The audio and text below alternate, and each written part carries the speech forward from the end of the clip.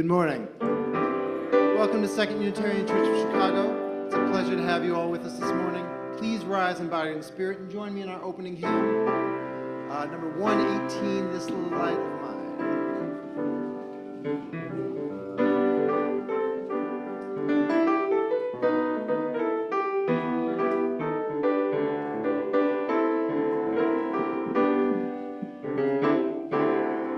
This little light of mine, I'm gonna let it shine. This little light of mine, I'm gonna let it shine. This little light of mine, I'm gonna let it shine. Let it shine, let it shine, let it shine. Everywhere I go, everywhere I go.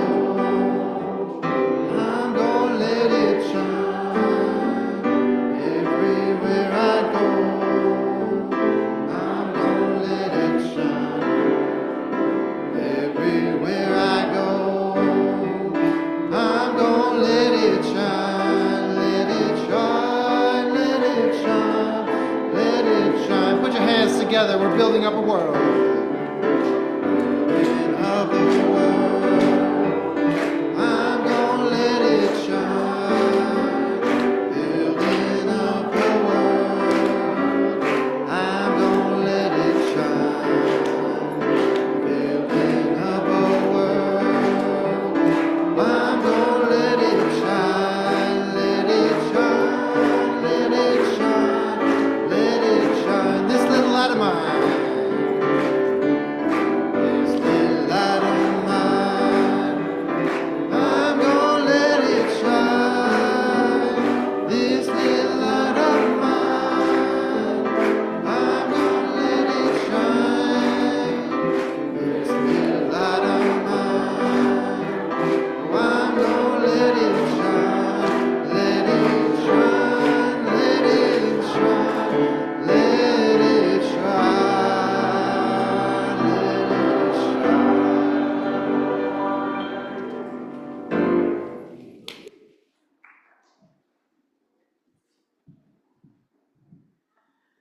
Whew, good morning. Welcome to Second Unitarian Church. I'm Megan Dunning, a member of the Board of Trustees, and my pronouns are she and hers. Today, we are in person at the Admiral at the Lake, here in the 2U Sanctuary, and a lovely number of faces here on this very chilly morning, and continuing to meet virtually using Zoom. We're glad you're here, whichever way you are joining us. If you are in the sanctuary and would benefit from hearing assistance, we have devices available as well as noise-canceling headphones for both adults and children with noise sensitivities. And please see our amazing tech team in the back. As we navigate varying needs for health and wellness, particularly related to COVID, we welcome you to wear a mask. We have masks available at the welcome table as you enter the building. We especially welcome newcomers and visitors this morning. Finding a new community and making new connections can be challenging. Please know that we're excited to have you and look forward to getting to know you. If you'd like, there are blue mugs available during coffee hour. You can signal to others that you'd like them to come up and say hello. If you're not sure what to say, the Drum Allies group has come up with a question each week to help spark conversation. You can find the question posted on the coffee hour table, a great place to be looking anyways. Additionally, we always need people in the kitchen after service and after coffee hour, and that is a great place to see old friends and make some new ones while lending a helping hand. Our worship today is led by Ellen Rockett, along with Mika Lappin-Carr as worship associate. Music is provided by the 2U Choir, Thais Bravlowski, and Director of Music, Carl Kennedy. Our time together requires a large group of people who make possible the worship, the music, and the technical production. I have a couple of announcements for you this morning. I know I love finding hidden treasures. Who doesn't? Today is your chance. Stop by the table beneath the donation box in the Palmer Room just outside the sanctuary, where you'll discover an assortment of CDs, DVDs, and even a few classic video tapes. These gems are from the 2U Library and are ready to find a new home. Please take a look and enjoy what you find and take one with you.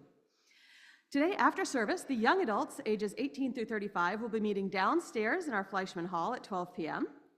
Our Wise Older Women group of women aged 60 and above will also gather today at 1 p.m. via Zoom. More information for both groups can be found in your order of service. Lastly, please save the date for our annual Giving Campaign Kickoff event, which will be happening right after service on Sunday, February 9th. You'll hear inspiring stories from fellow members, explore exciting initiatives within our community, learn about our shared aspirations, share your thoughts on new ideas, and so much more, both here in person and on Zoom. Let's celebrate the connections that anchor us and the love that roots us as we move forward together. Please check your order of service for additional announcements. And before we do that, I want to say a word about greeting your neighbor. It is vital that we do this with the utmost focus on consent and comfortability. Whatever method of greeting you do, please ask the other person if they feel comfortable with the same level of contact. We all have different needs about how our bodies are in contact with each other. Please be mindful. And this is the time to take a moment and greet your neighbor.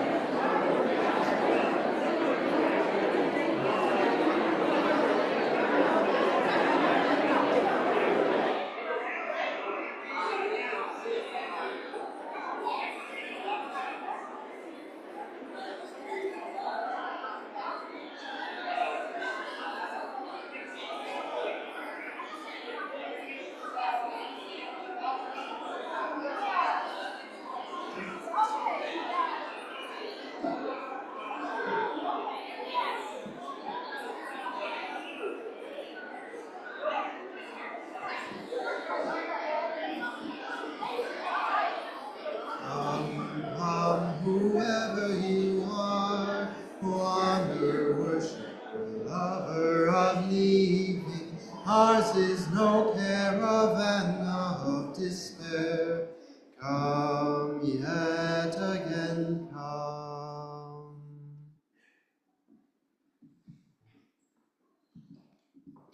Good morning.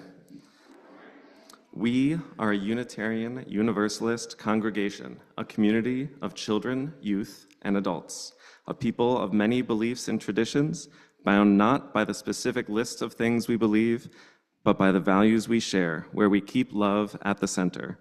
Whether you are joining us for the first time or for the 1,000th time, you are welcome here. Whether you believe in God some of the time, all of the time, or none of the time, you are welcome here. Whatever your race, whomever you love, whichever way you move in the world, however much money is in your pocket, you are welcome here. I invite you, when you feel ready, to take a breath in and out. As the music begins, let us enter into our service together.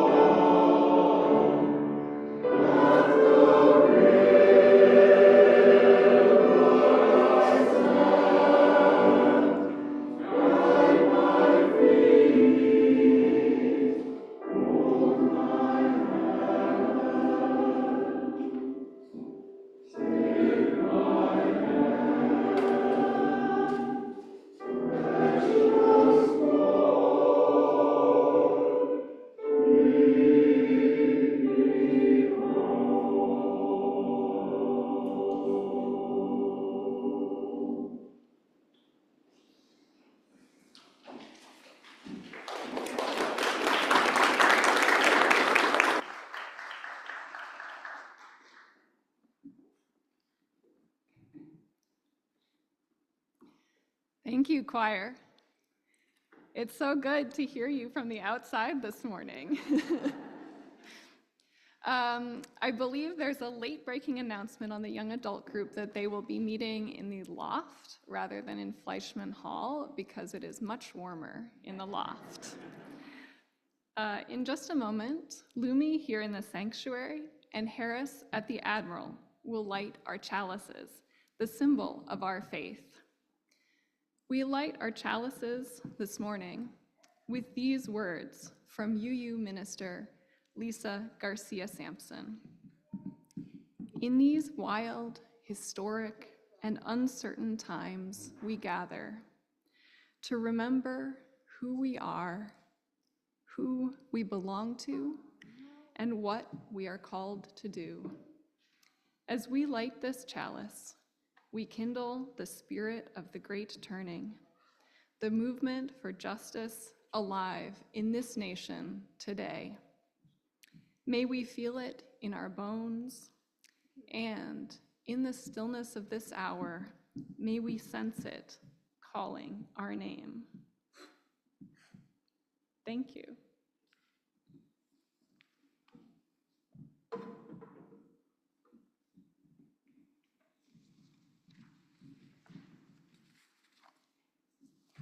Please rise in body or spirit and join me in reciting our covenant. We covenant to build a community that challenges us to grow and empowers us to honor the truth within ourselves. We will be generous with our gifts and honest in our communication, holding faithful to a love that embraces both diversity and conflict. Called by our living tradition, we will nurture spirituality within a vision of the eternal, living out our inner convictions through struggles for justice and acts of compassion. Lift your voice with me once more as we sing our congregational hymn, number 123, Spirit of Life.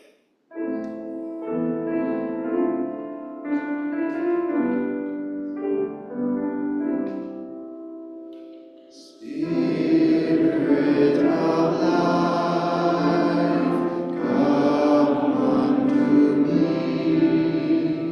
Sing in my heart all the stirring of compassion. Blow in the wind, rise in the sea.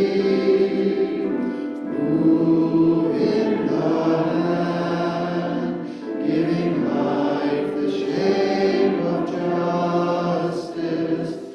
Root holy close, wings set me free. Spirit of life, come to me, come to me.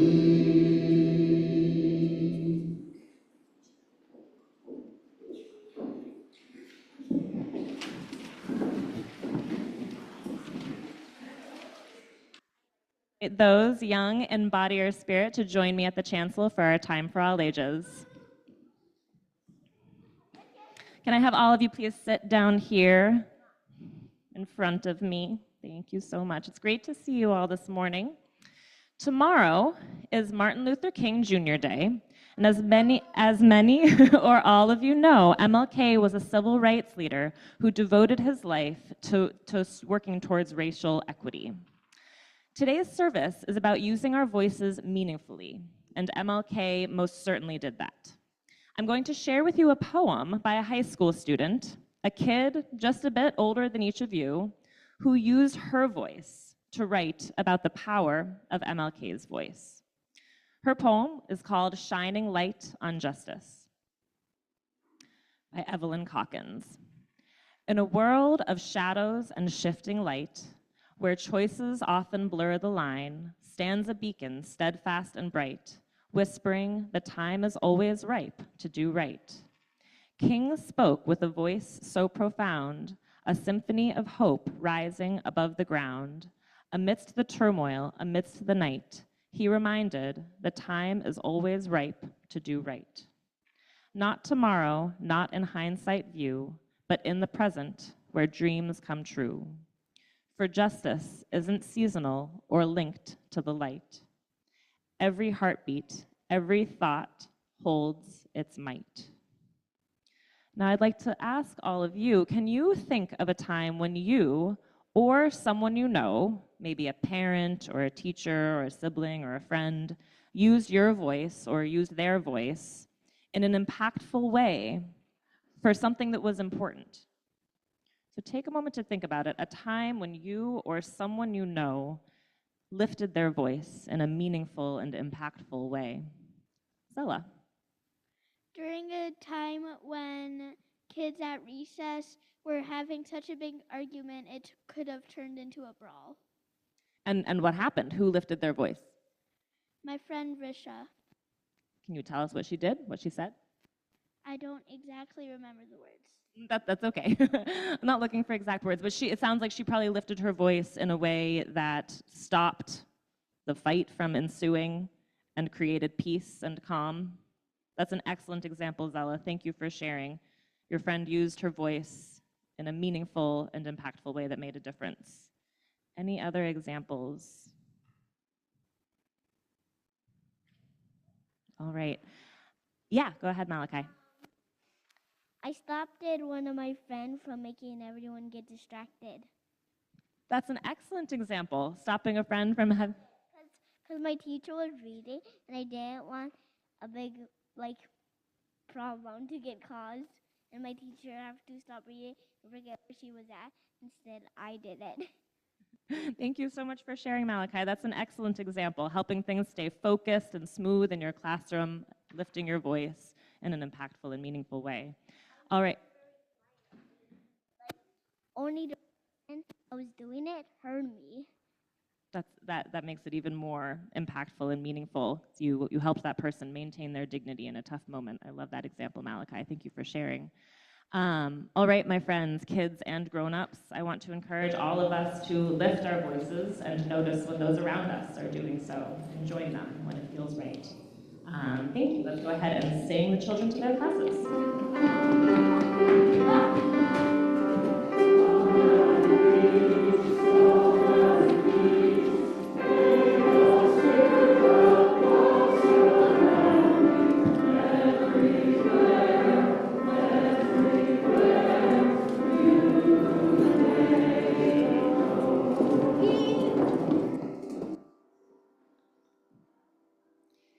Each year, we make a commitment, a pledge to support the ministry of this church.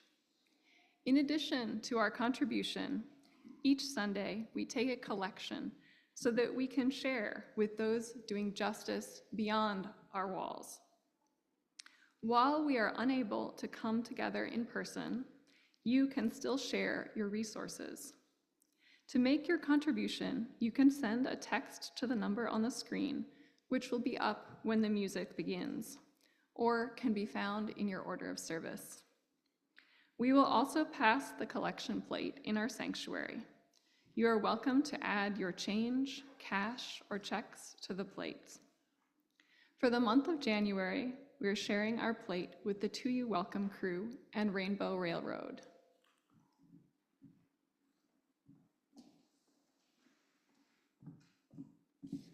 Good morning, everyone. Nice to see so many old and new faces here. If you have not met me before, my name is Drew. I've been coming to you for a little over a year now, and my day job is with Rainbow Railroad as the engagement officer. So if you've never heard of Rainbow Railroad before, we're an international nonprofit that helps get at-risk LGBTQI refugees to safety. And that's important because today there are over 60 countries where being LGBTQI+ is still illegal in one way or another, up to and including the death penalty. So many people in my community are still living in hiding or on the run throughout the world. But 2U is doing something about that. 2U is participating in Rainbow Railroad's Communities of Care program. And through that program, volunteers form teams to help welcome refugees to the United States and through 2U, specifically here to Chicago. They work with those refugees for their first 90 days in the country and help them get settled, finding housing and employment, learning to navigate the city, plugging into healthcare, and so much more. So 2U, led by our very own Alicia Obando, formed one of the first care teams in Chicago and did a stellar job. I also want to shout out the other members of the team who might be here today. So in addition to Alicia, we have Kristen, Serena, Curtis, Arlene, and Maddie. Thank you all for so much for what you did. If you would all raise your hands really quick so we can see you. Hi, Alicia. Hi, Kristen. Hi, Curtis. So Alicia is now leading another team that is in formation with support from me, so please consider joining. It will be a life-changing experience, I promise. I'll be around after the service in the back of the sanctuary hosting the social justice table. I'll have some more information. You can come chat with us and learn more if you want. But if you're not able to volunteer, you can always donate. That's very helpful. That money goes towards helping newcomers get money for groceries, clothing, housing, other things they might need in their first 90 days. So thanks so much, and I hope to talk to you soon.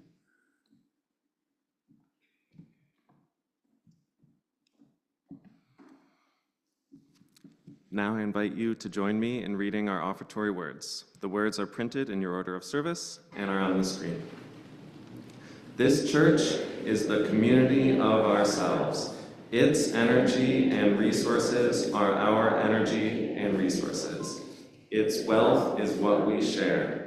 As we contribute to the life of this community, we affirm it and enable its participation in the larger world around us. The offering will now be generously given and gratefully received.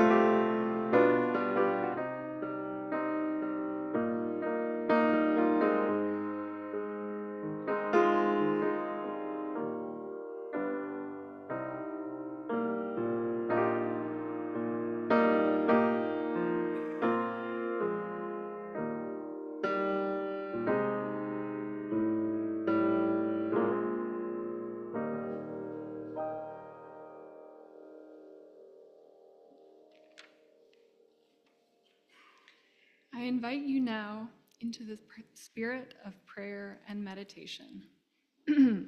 Let us start by breathing together.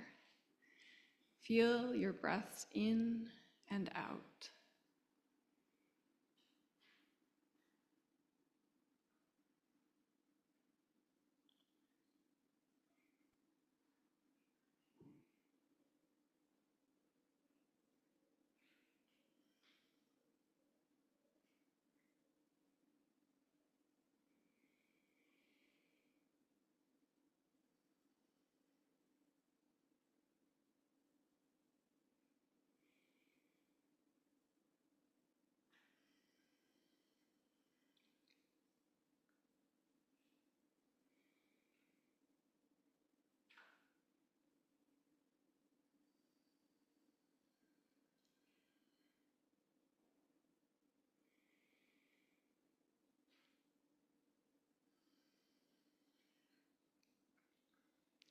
We begin in thanks.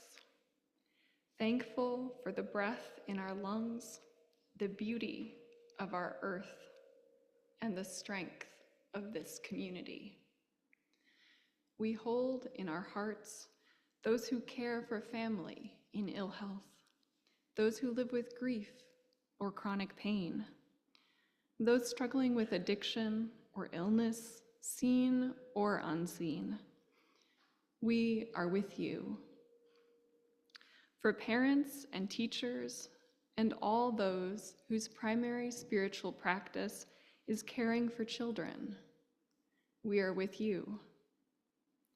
We pray for our neighbors in prison, for those who are struggling to stay afloat in the midst of poverty, for immigrants and refugees who are fleeing and seeking, finding new homes in our city among many.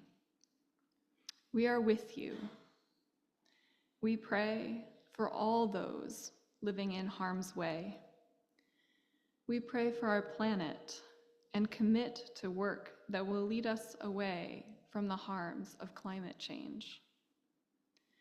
We pray that wisdom, compassion, and empathy guide the leaders of our world. And there are still leaders.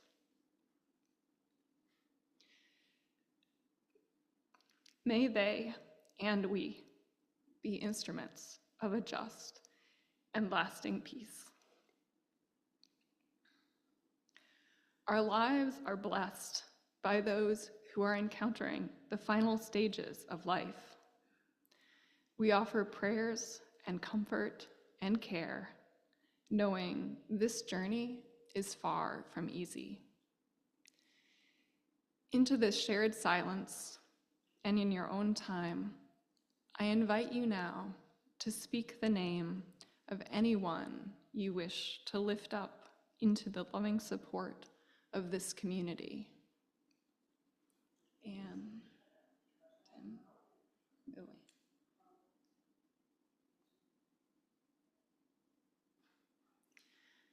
With our deepest compassion, let us hold in our hearts those named and unnamed, those remembered and those forgotten. Let it be so.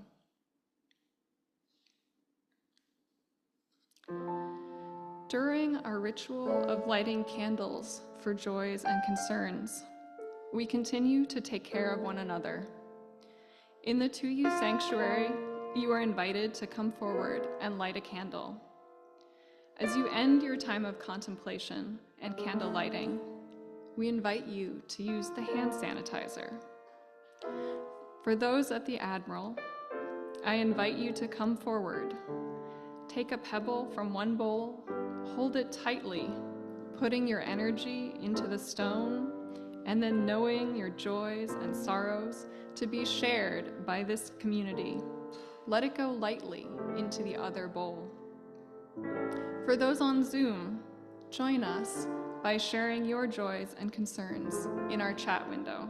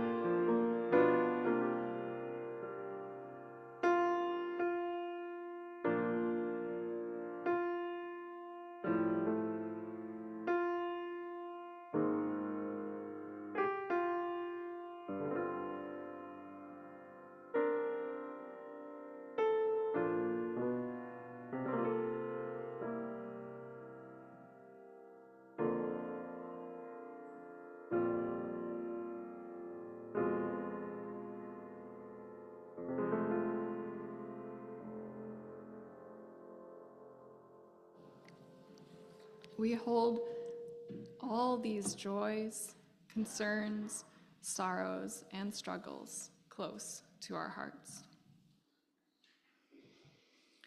Our first reading this morning is Songs for the People, published in 1895 by Black abolitionist and Unitarian Frances Ellen Watkins Harper.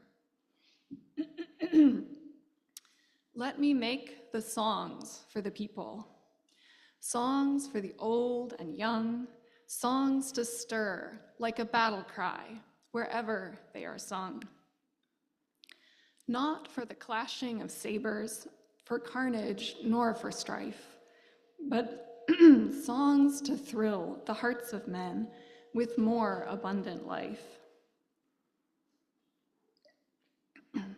Let me make the songs for the weary amid life's fever and fret, till hearts shall relax their tension and careworn brows forget.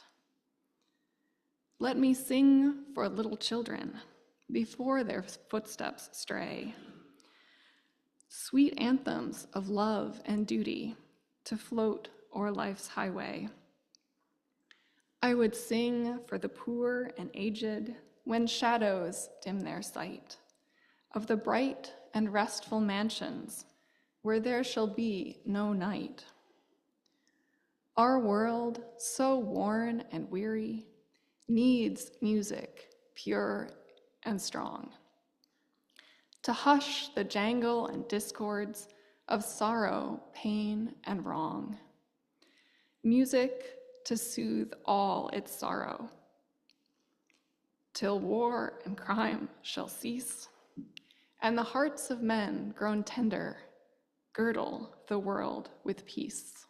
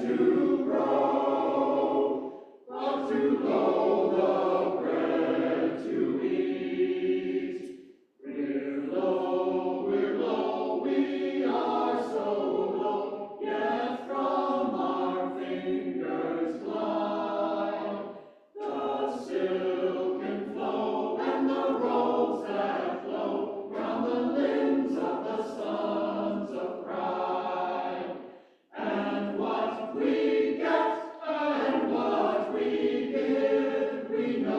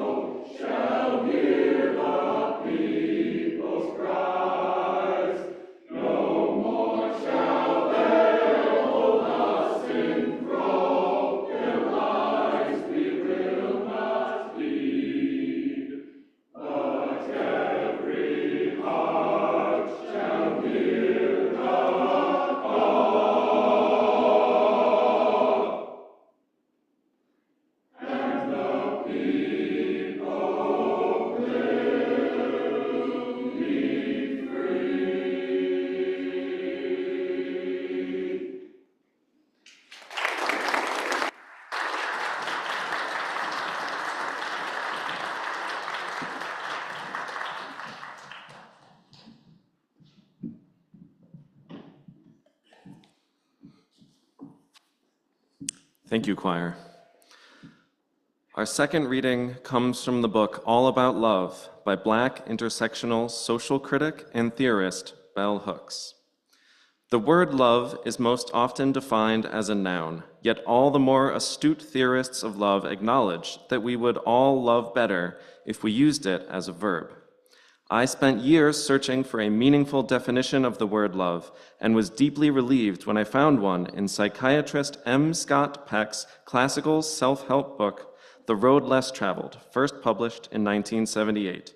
Echoing the work of Erich Fromm, he defines love as the will to extend one's self for the purpose of nurturing one's own or another's spiritual growth.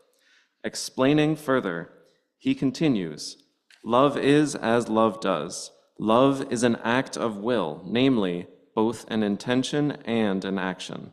Will also implies choice. We do not have to love, we choose to love. Since the choice must be made to nurture growth, this definition counters the more widely accepted assumption that we love instinctually. Bell Hooks then continues, to live our lives based on the principles of a love ethic, showing care, respect, knowledge, integrity, and the will to cooperate, we have to be courageous. Learning how to face our fears is one way we embrace love. Our fear may not go away, but it will not stand in the way. Those of us who have already chosen to embrace a love ethic, allowing it to govern and inform how we think and act, know that when we let our light shine, we draw to us and are drawn to other bearers of light. We are not alone.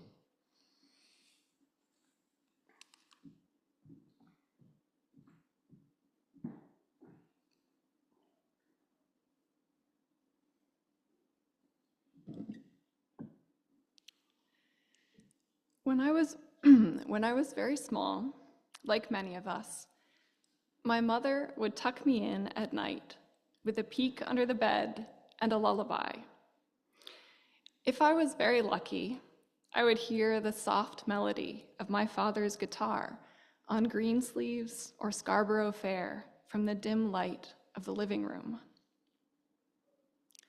But as I grew older, there was less time for him to practice, and the guitar spent more and more time in its case. And finally, one night, my mom told me I was getting too big for lullabies, too. The thing was, I knew it had nothing to do with me growing up. I wasn't that old yet. I knew it was about her own opinion of her voice. I was getting big enough that she felt embarrassed about how I might judge her. Or maybe how someone else in the house might judge her. I don't know. Maybe you recognize her shame yourself. Can you imagine how sad that feels to be such a little child and just want the most beautiful sound in the world singing you to sleep, and to know you'll never hear that again? That child knows nothing of correct pitch or rhythm or judgment, and everything about love. I say that in part because I literally had no sense of rhythm. My family loved to point to our home video of all the kids learning a beautiful hula dance rhythm. Except me, totally feeling some completely different and unknown beat. It went something like this. And I was told it literally ran in my family. My mom and grandmother had no sense of rhythm either.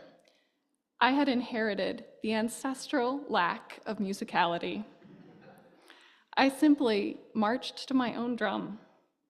I was a lost cause, and certainly dancer was the one job my parents told me that I would never have.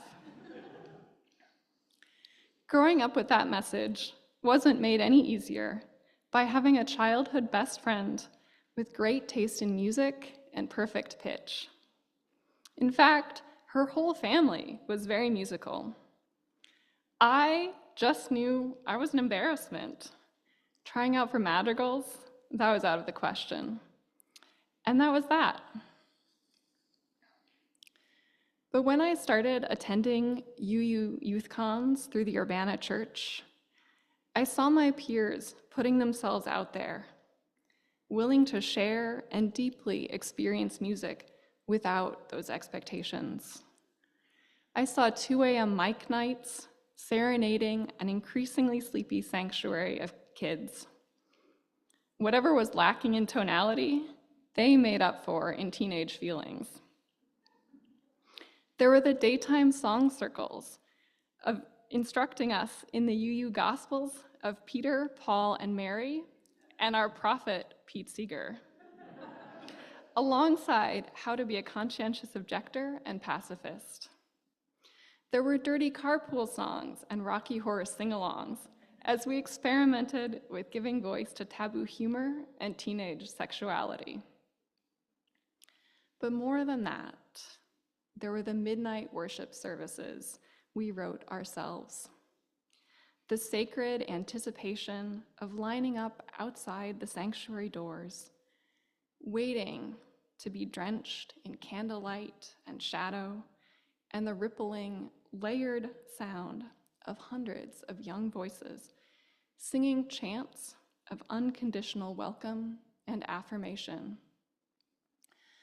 Come, come, come, whoever you are, wanderer, worshiper, lover of living, ours is no caravan of despair.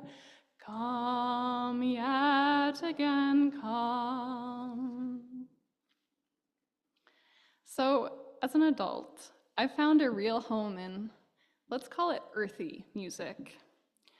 Organic folk traditions that are tolerant of imperfection and full of spirit, where we're all learning to do better. But the trouble is, I'm still not very good at the music. I struggle to keep a beat or believe in myself when leading a song. I cling to lyric sheets because my mind might go blank at any moment. I'm mortified every time Carl asks me to sing a solo for church. What if you all saw how bad I am? Will my community still love me after hearing me sing? The truth is, I'm scared of being caught making bad music, of showing a skill level that we might think is cute or even talented from the kids, but, well, for the adults, the bar is a little higher. Off-key, off-rhythm, open mic nightmare levels of embarrassment. Music, not to soften the hearts of men, but to annoy and disgust the congregation. Because maybe it's not appropriate to get up and sing in front of the church if the best I can do is still full of shortcomings. I'll sing you a song, a good song of the sea. Away, Rio. I'll sing you a song if you'll sing it with me, and we're bound for the Rio Grande. Singing away, Rio. Away, Rio. Sing fare you well, my pretty young girls, and we're bound for the Rio Grande. I have a few ringers here in the audience, I see. They know my songs. So when it comes down to it, there's always that question, which my ringers have answered, hanging between us. If I sang you a song, will you sing it with me? Do only children get to have sing-alongs? Once we stopped getting bigger, did that mean we stopped growing altogether? There's so many messages out there, friends, that only the best deserve to make music, and everyone less can sit quiet in the audience. But even being in the audience can have a lot of rules, can't it? Sit still, don't rustle the paper or cough, clap at the right time and never between movements, and certainly don't sing along. So let me ask you this. What if that was all a kind of perfectionism that we didn't need? What if these expectations were about keeping us from experiencing our feelings? A way to avoid nurturing each other's growth? What if this was about the powerful goal of keeping our voices silent and controlled and disconnecting us from our humanity? Singing connects us, even when we're alone. We forget that up until very recently in human history, all music was live music. Often, it was created by our own loved ones in our own homes. It passed down stories, shared news, and gave blessings. Or it was just done for ourselves, sung while we labored. It was often done without training or skill, and certainly without auto-tune. Music has always been used in the service of organizing, protest, and liberation, too. We know the music of the civil rights era and anti-war songs.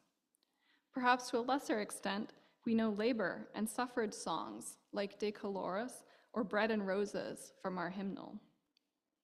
Many of us have heard how spirituals passed secret signals on the Underground Railroad.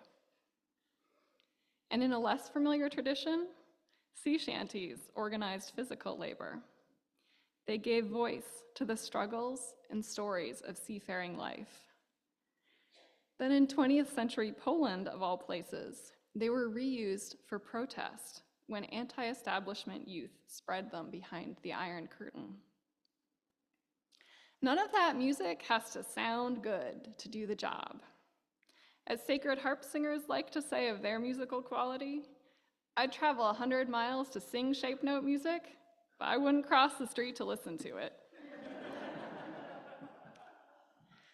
When the world outside our walls scares us, singing can be a powerful balm. The unifying call of a revolutionary pub song restores us for the fight. By the same token, the comfort of a grieving hymn can speak to our pain, too.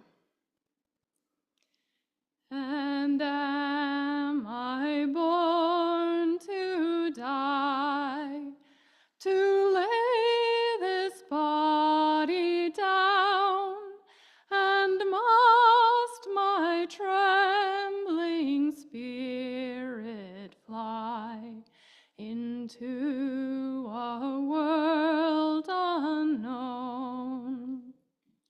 a land of deepest shade, unpierced by human thought, the dreary regions of the dead, where all things are forgot.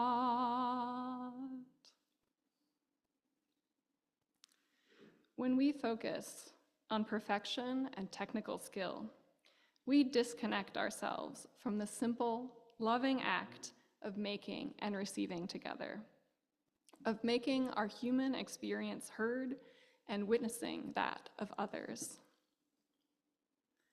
So what does your experience speak to? What movement needs your voice in response? Love grows from the rich soil of being vulnerable, of letting the compost of mistakes feed our growth. When her choir is getting too worried about the notes, one of the teachers here at the Old Town School of Folk Music likes to say, "There are no bad harmonies, just more interesting ones." What an incredibly freeing idea to let our mistakes be so loved. So I'm here to say, let's give ourselves permission to be heard making that imperfect, living music together. Whether it's literally or figuratively, make it with your whole heart. As Carl likes to say during practice, I'd rather you sing the notes loud and wrong. Take the risk of trying and failing. Practice clapping even when you might not be quite on the beat of the movement. Hold others to the expectation of generosity rather than perfection. We can learn actively from each other. And the gift of watching growth as it happens is worth more than 4 minutes of the right notes. I want you to remember someone who sang for you when it mattered, freely and without regard for how they sounded.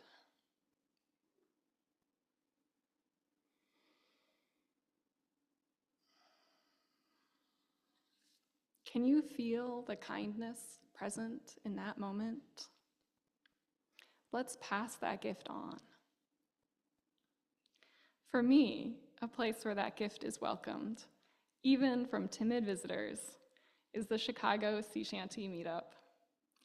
The group was there to clap for my first songs, so poorly sung, no one could join in.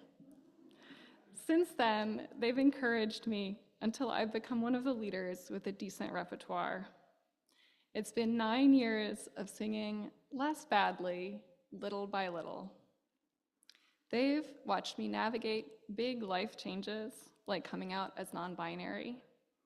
And I've watched them learn and grow too, like how to navigate pronouns over and over again.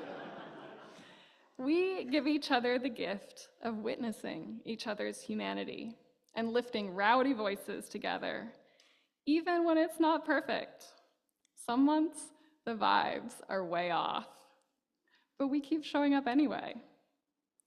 We've sung songs for turning seasons and turning tides, for grief and love, celebration and protest. And when you're singing songs for protest, does it matter more how you sound or that you're voicing your principles? Pay me, you owe me. Pay me my money down. You got to pay me, Mr. Stevedore. Pay me my money down. You owe me, you owe me. Pay me my money down. You got to pay me or you go to jail. Pay me my money down. Without everyone's voice, that gets so quiet. And the world needs your voice. It needs less auto-tune, less composed harmony, and more, not totally on pitch, enthusiasm. If we hushed everyone but the good singers during the hymns, how small would the congregation sound? So the world needs you at the protest, keeping the song going. We've got to sing out, because otherwise, how will the powerful hear you? What might grow organically if we weeded out those perfectionist standards and those stressed expectations? Let's sink our toes into the rich earth of making mistakes and trusting we will still be held in love. There's a shaky solo out there waiting for your encouragement. A melody waiting for you to carry it, even if you're alone in the field. Let the generations of singers who had nothing to be pretentious about hold you up. You were sung lullabies, planted in love, not skill. Your forebears sang songs of persistence, seeds in the face of hardship. They are waiting for you to lift your voice in the harvest now. And as Carl says during choir practice, sing through the uncertainty. Please do so in our closing hymn together, We Shall Not Be Moved. Please rise in body and spirit. We shall not be moved. We shall not be moved. We shall not be moved. Just like a tree that's planted by the water. We shall not be moved. Rise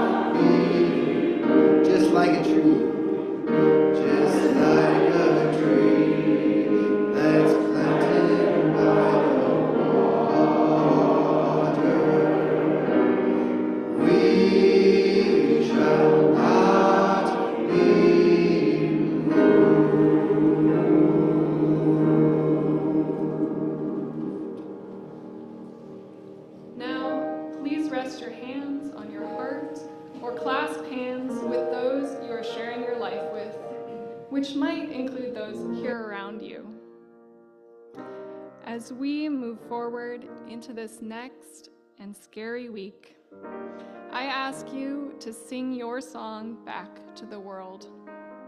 Those around you will never be too big for lullabies, and the powerful never too big for protest songs. Blessed be, and go in peace.